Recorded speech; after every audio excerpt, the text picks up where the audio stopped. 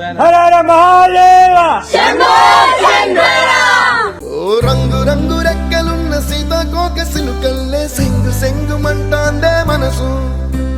తొంగి తొంగి చూసేటి మబ్బు సాటు మెరుపల్లే పొంగి పొంగిపోతాందే మనసు. ఈ గాలిలో ఏమున్నదో రాగాలే తీసింది ప్రాణం.